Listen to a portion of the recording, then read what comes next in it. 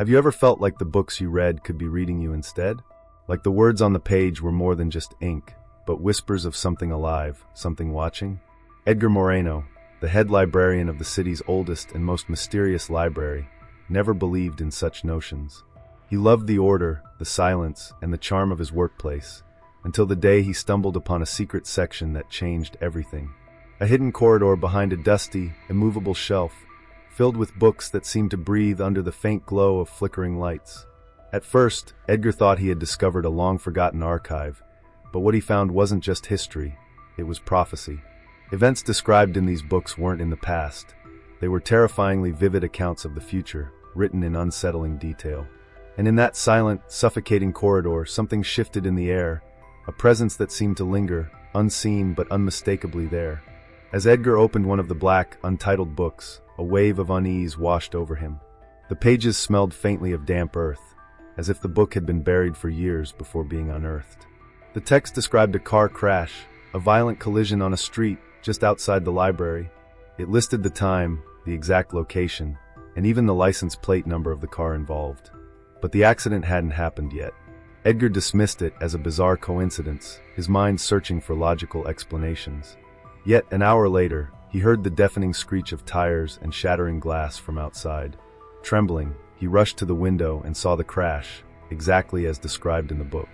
The library's air grew heavier after that, as though the walls themselves were pressing in, eager to share more of their secrets. Shadows seemed to stretch unnaturally across the floor, curling like fingers. As Edgar moved deeper into the hidden section, the faint sound of shuffling paper echoed behind him, though no one else was there. He tried to leave, but the path back to the main library felt longer than it should have been, the familiar layout twisting into a maze. When he finally emerged, his hands were trembling, and his breath came in shallow gasps. He could no longer ignore the truth. This library wasn't just a place of knowledge, it was a trap. Before we dive deeper into Edgar's unraveling story, don't forget to hit the like button and subscribe to the channel for more chilling tales. Share this video with someone who loves mysteries, and let us know in the comments, what would you do if you found a book that predicted your future? Buckle up, because the story is only getting darker from here. It started with a dream, or at least, that's what Edgar tried to convince himself. That night, after discovering the hidden section of the library, he found it impossible to sleep. The faint smell of damp paper seemed to cling to him, no matter how many times he washed his hands. When he finally drifted into a restless slumber, the world around him shifted into something wrong. He was back in the library, but it wasn't as he remembered. The shelves stretched endlessly into the darkness, their towering heights vanishing into a void above. The air was thick, heavy, and carried a faint, metallic tang, like blood left to dry. As Edgar walked down the aisles, his footsteps echoed unnaturally, each step accompanied by a second, softer sound, a shuffle, a scrape, as if someone or something was following just out of sight. His heart pounded, the rhythm deafening in the oppressive silence. The books on the shelves were unlike any he'd ever seen, their spines bound in cracked leather, marked with symbols that seemed to shift and writhe under his gaze. Some of the books appeared wet, dripping a dark, viscous liquid that pooled at his feet. Others emitted faint whispers, their words just out of reach, like ghosts murmuring secrets too terrible to share. He reached out to touch one of the books, compelled by an overwhelming sense of curiosity and dread. As his fingers grazed its cold, clammy surface, a sudden wind tore through the library, though there were no windows or doors. The gusts sent pages fluttering wildly, and a single book fell from a high shelf, slamming onto the ground with a sound that reverberated through the endless corridors. The title wasn't written on the cover, but instead burned into his mind, the final chapter of Edgar Moreno. A chill ran down his spine as he hesitated to pick it up. But something about the book called to him, a pull he couldn't resist. When he opened it, the pages were filled with scenes from his life, written with horrifying precision. His childhood home, his first job, even the moment he found the hidden section earlier that day, all detailed as if someone had been watching his every move. As he flipped through the pages, his breath caught in his throat. The final passage wasn't about his past, but described his future. A dark corridor, a single light flickering above, and something waiting for him in the shadows. Just as he read the last word, the light in his dream began to flicker, casting sharp, unnatural shadows that twisted and stretched like grasping claws. The air grew colder, and the faint sound of breathing, not his own, filled the space. Edgar turned slowly, his legs feeling as heavy as stone, and there, at the end of the aisle, stood a figure cloaked in darkness. It didn't move, but its presence was suffocating, like a predator waiting for the right moment to strike. He tried to scream, to wake himself from the nightmare, but his voice failed him. The figure took a single, deliberate step forward, and then another, its outline growing sharper with each step. As it reached out a skeletal hand, Edgar jolted awake in a cold sweat, gasping for air. But the nightmare didn't end there. His bedroom was filled with the faint smell of old books and damp earth, and on his bedside table lay a black, untitled book. It was open to a page with fresh ink, the words slowly forming before his eyes. Edgar knew he was no longer alone. What would you do if your dreams began bleeding into reality? Edgar's nightmare had only just begun. Like and subscribe to stay with us as we follow his descent into the unknown, and share your thoughts in the comments. How do you escape a story that refuses to let you go? Stay tuned, because the terror is far from over. Edgar's days began to blur, each one tainted by the oppressive weight of his discovery. The library, once a sanctuary, now felt like a labyrinth of unseen dangers. The hidden corridor seemed to call to him, a low hum at the edge of his hearing that grew louder the longer he tried to resist. He swore he wouldn't return, yet his feet carried him back, drawn by an unseen force. As he stepped into the secret section, the atmosphere changed. The air was thicker, heavier, as if the very walls were alive and breathing. The books in the hidden shelves seemed to pulse with a faint, otherworldly light, their leather covers glistening as though slick with some unholy residue. Edgar's instincts screamed at him to leave, but his hands moved on their own, pulling a book from the shelf. This one was larger than the others, its spine marked with jagged, indecipherable symbols that seemed to shift as he looked at them. When he opened it, the smell of burning paper and decaying wood filled his nostrils, making him gag. The pages were blank, save for a single phrase that slowly appeared as if written by an invisible hand. "You are not alone." Suddenly, a shadow flickered in the corner of his eye. He spun around, heart racing, but found nothing but the endless rows of books. The silence was deafening, broken only by the faint sound of something dragging across the floor, a slow, deliberate scrape that echoed through the narrow aisle. Edgar called out, his voice trembling, "Is someone there?" The sound stopped. The silence returned, thicker this time, almost choking. As he turned back to the book, the words on the page had changed. Now they described his exact actions, how he had entered the corridor, opened the book, and turned his head at the sound. Edgar's blood ran cold. The words continued to form, faster now, describing his growing panic, the sweat beading on his forehead, and the shadows gathering behind him. He dropped the book, stumbling backward, his breath coming in short, panicked gasps. The shadows around him began to move, no longer confined to the corners. They stretched and twisted unnaturally, creeping closer with each passing second. Edgar's legs felt like lead, but he forced himself to move, running blindly through the corridor. The bookshelves seemed to close in, their edges sharp and threatening, as if the library itself was alive and trying to trap him. At the far end of the corridor, a faint light flickered. It was his only hope. He ran toward it, the shadows now chasing him, their presence palpable and suffocating. The light grew brighter, revealing an old, ornate desk that hadn't been there before. On the desk lay another book, its cover marked with the same shifting symbols. The light dimmed as Edgar approached, casting eerie shadows that seemed to writhe and twist around him. With trembling hands, he opened the book.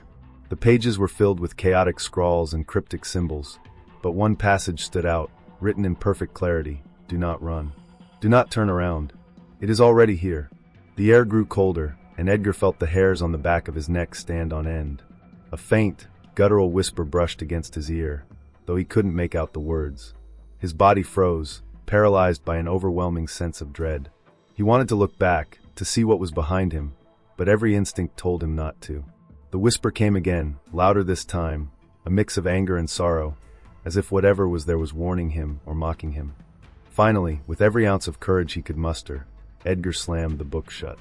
The shadows recoiled violently, retreating as the corridor was plunged into darkness. A single, haunting whisper echoed in the void, "You cannot escape." When the lights flickered back on, Edgar found himself back in the main library. The hidden corridor was gone, replaced by the familiar rows of ordinary shelves. But the terror wasn't over. On the desk where he worked lay the same book he had slammed shut. The phrase on the cover was clear now, the story of Edgar's end. He didn't dare open it again, but But the shadows in the corners of the library seemed darker than before, and the faint sound of dragging footsteps echoed in the silence. What would you do if you were hunted by the words you read?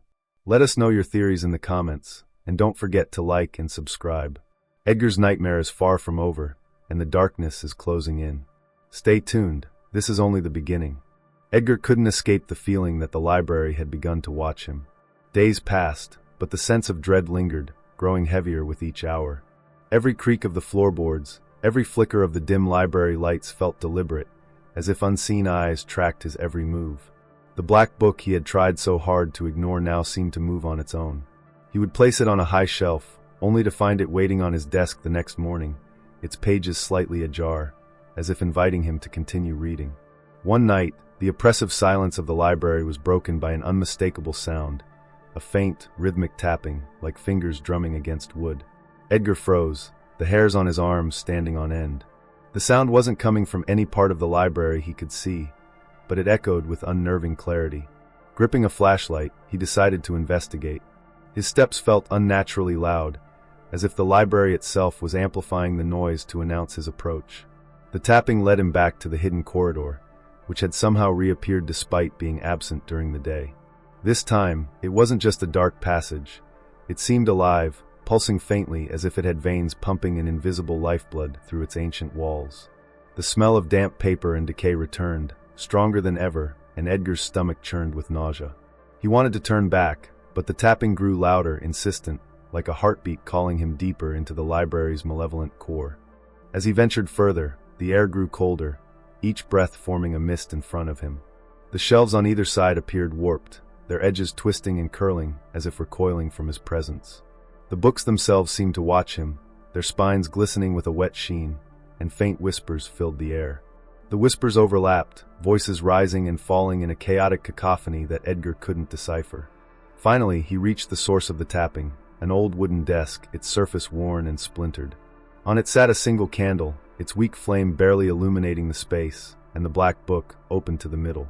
Edgar's eyes widened as he saw his own handwriting scrawled across the pages.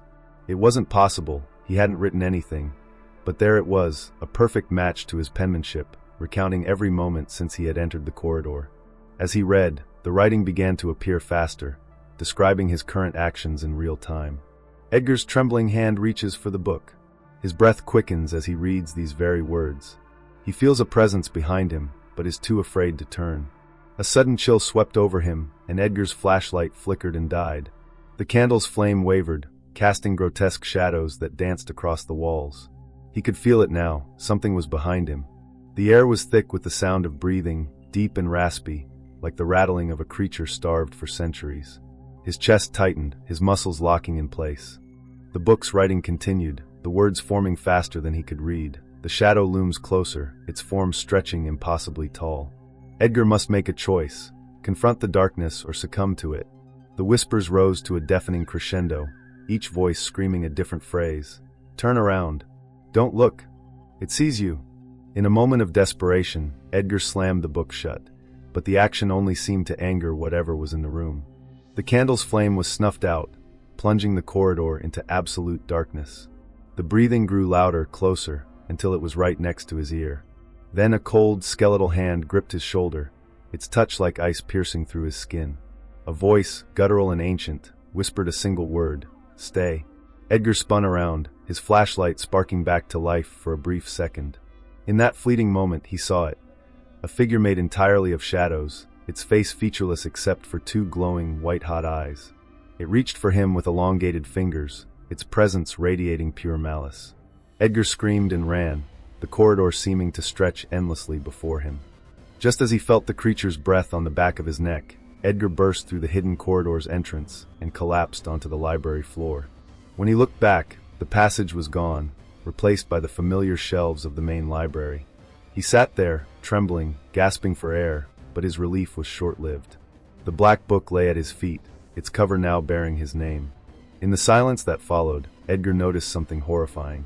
The whispers had stopped, but they had been replaced by something worse, the faint, rhythmic tapping coming from the far corner of the library. What would you do if you found yourself trapped in a story with no escape? Edgar's nightmare is far from over, and the shadows have only just begun to move. Share your thoughts in the comments, and make sure to subscribe for more chilling tales. The darkness is waiting. Edgar tried to convince himself it was all in his head. Days of sleepless nights and the suffocating atmosphere of the library, he reasoned, must have been playing tricks on him. But no matter how hard he tried to rationalize, the evidence wouldn't let him. The black book, with its shifting title and impossibly accurate descriptions, had followed him home that night. It now sat ominously on his desk, its leather cover gleaming in the faint light of his apartment, as though daring him to open it again. At first, he refused to touch it, leaving it untouched for days. Yet, every time he passed by, it seemed to have moved slightly. Sometimes it would be open, displaying pages he hadn't read, with passages forming on their own, as though the book were alive. What terrified Edgar the most was the content. Descriptions of moments that hadn't yet occurred, small details of his life that came true mere hours after he read them. One night, unable to ignore the pull any longer, he opened the book again. His fingers trembled as he flipped to the latest page. This time it was different. The text wasn't about the library or mundane events, it was about him. It described him sitting alone in his dimly lit apartment, reading the book. It even mentioned his thoughts, word for word, his growing fear, his internal denial, and his racing heartbeat. As he continued reading, his stomach dropped. The final line chilled him to the core. Edgar will hear the knock in 3, 2, 1. A sharp knock echoed through his apartment, reverberating in the stillness of the night. His blood turned to ice. The book fell from his hands as he stumbled backward, staring at the door. No one should have been there. It was late, the building was practically deserted, and he hadn't invited anyone. Gathering what little courage he had, Edgar crept toward the door. The knock came again, louder this time, more insistent.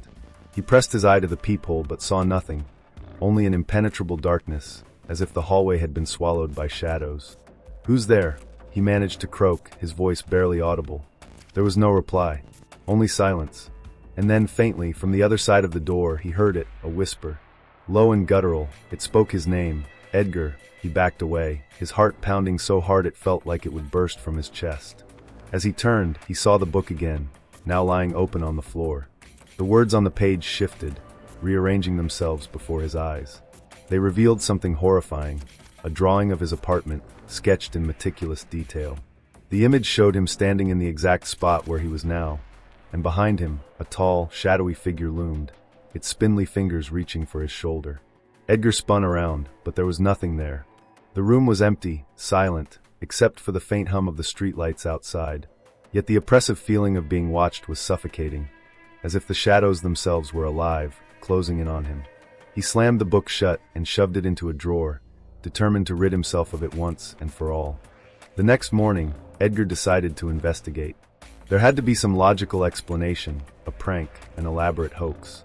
He returned to the library, determined to find answers. But as he approached the familiar doors, something was wrong. The building seemed different.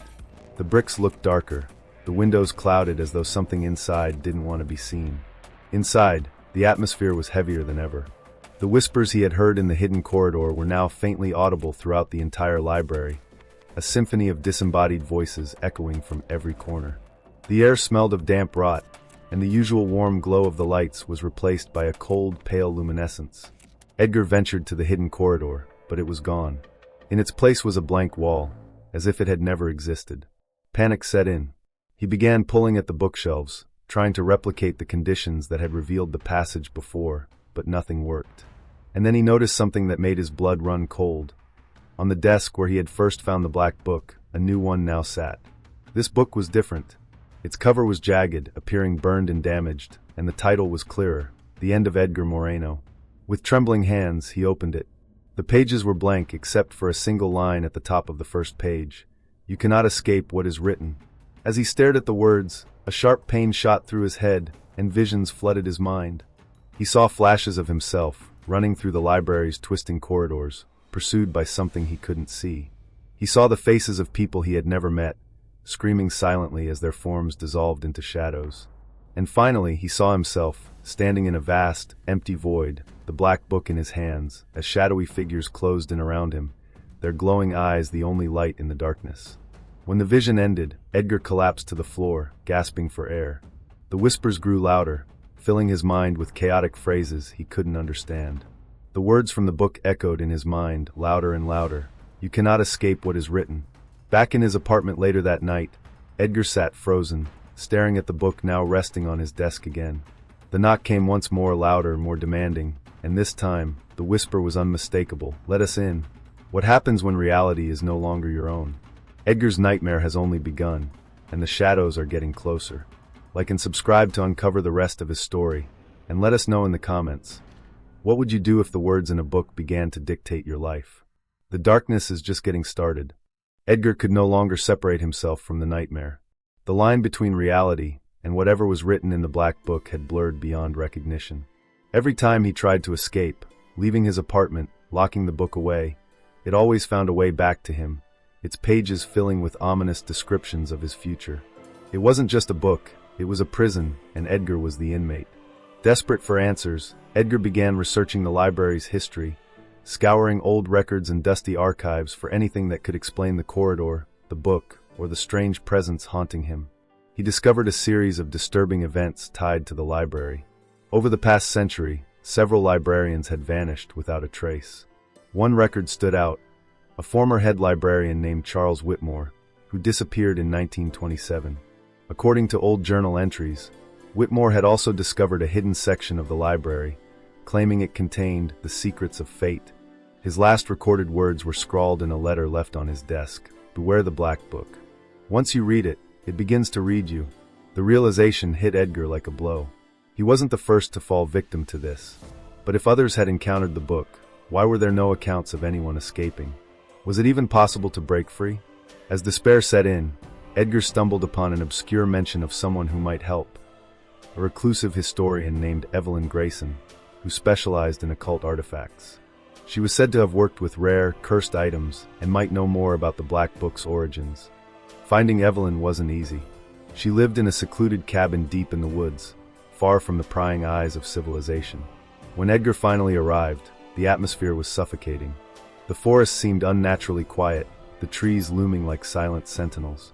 The cabin was small, its windows shuttered, with strange symbols carved into the wooden door. Edgar hesitated before knocking, half expecting another guttural whisper to answer him. Evelyn opened the door cautiously, her sharp eyes scanning him as though she could see the weight of the book clinging to his soul. "You brought it, didn't you?" she asked, her voice a mixture of curiosity and dread. Edgar didn't need to ask how she knew. He simply nodded and held out the black book. Evelyn recoiled, her face pale. "That's not just a cursed object. It's a tether. To open it is to invite the darkness to claim you." Inside the cabin, surrounded by shelves of ancient tomes and artifacts, Evelyn explained the book's origins. "It wasn't written by human hands," she said, "but by something older, something that thrived on fear and despair. The Black Book chooses its victims," she said. "It shows them their fate and feeds on the terror they feel as they realize they can't escape it. But there's more." She leaned closer, her voice dropping to a whisper. "It doesn't just tell your story, it writes it. The more you read, the more it controls. The only way to stop it is to destroy it. But doing so comes at a cost." Evelyn wouldn't say what the cost was, only that it was steep. Edgar was left with no choice. He needed to destroy the book, no matter the price. Evelyn handed him a ritual dagger etched with ancient runes. "You'll need to pierce its heart," she said, her voice trembling. "But be warned, doing so will summon the shadows that created it. They won't let it go without a fight." That night, Edgar returned to the library, the dagger hidden beneath his coat. The building felt alive, its walls groaning and creaking as if it sensed his intent. The hidden corridor had reappeared, beckoning him with its suffocating darkness. Edgar entered, the dagger clutched tightly in his hand, his heart pounding like a drumbeat. The black book sat on the same desk as before, its pages fluttering as though caught in a phantom wind. Shadows swirled around it, their movements fluid and predatory. Edgar stepped closer, the dagger's weight growing heavier with each step. The whispers grew louder, overlapping into a deafening roar, voices crying out warnings, threats, and pleas for him to stop. As Edgar raised the dagger, the shadows surged toward him, forming a towering figure of pure darkness. Its eyes burned white-hot, and its voice rumbled like thunder. "You cannot destroy what is eternal." Edgar hesitated, the fear gripping him like a vice. But then he remembered Evelyn's words. This was the only way. With a primal scream, he plunged the dagger into the book's cover. The reaction was immediate and violent. The corridor shook as if the entire library were collapsing. The shadows screamed, their forms writhing and disintegrating into wisps of smoke. The book's pages erupted into flames, consuming the words written upon them. Edgar was thrown backward, hitting the ground hard as the darkness began to dissipate. When he opened his eyes, the corridor was gone, replaced by the familiar shelves of the library. The black book was nothing more than ash, scattered across the desk. But Edgar wasn't relieved. Something was wrong. The library was silent, too silent. He stood, his body aching, and looked around. The shadows were still. The whispers had ceased. But as he stepped toward the exit, a chill ran down his spine. His reflection in the glass doors wasn't his own. It stared back at him, grinning, its eyes glowing white-hot. And then, in a voice that wasn't his, it whispered, "You cannot escape what has been written. What happens when the darkness becomes part of you?" Edgar's nightmare may have ended, but his story is far from over. Let us know your theories in the comments, like this video, and subscribe to uncover the rest of this chilling tale. The shadows are always watching. Edgar thought the nightmare had ended. The black book was destroyed, its ashes scattered in the eerie silence of the library. But as days passed, a creeping unease settled over him. Something had changed. The shadows no longer lingered in the library, they now followed him everywhere. He would catch glimpses of them out of the corner of his eye, a dark shape darting across the room, a flicker of movement in the reflection of a window. Even in broad daylight, the feeling of being watched never left him. One evening, Edgar noticed something even more disturbing. The clock in his apartment had stopped at the exact moment he destroyed the book. Every clock he encountered since then, whether in the library, on the street, or even on his phone, was frozen at the same time. It was as if the world had decided that his story wasn't finished, and time itself was waiting for its conclusion. Desperate for answers, Edgar returned to Evelyn's cabin, but when he arrived, the place was in ruins. The door hung loosely on its hinges, the walls scorched with blackened handprints, and Evelyn was nowhere to be found. Her books and artifacts were scattered across the floor, many of them destroyed. In the center of the chaos lay a single object, another black book. This one was smaller, its cover glistening as if wet, and it bore no title. Trembling, Edgar picked it up and opened it to the first page. The words were scrawled in Evelyn's handwriting, "You should have listened. Now it's too late." The rest of the pages were blank, except for the last one. Written in bold, jagged letters were the words, "Return to where it began." Edgar's stomach twisted with dread. He knew where he needed to go, back to the hidden corridor in the library. When he entered the library that night, the air was different. The usual musty scent of old books was replaced by the acrid smell of smoke and decay. The lights flickered erratically, casting long, distorted shadows across the floor. As Edgar moved deeper into the building, the whispers returned, louder and more chaotic than ever before.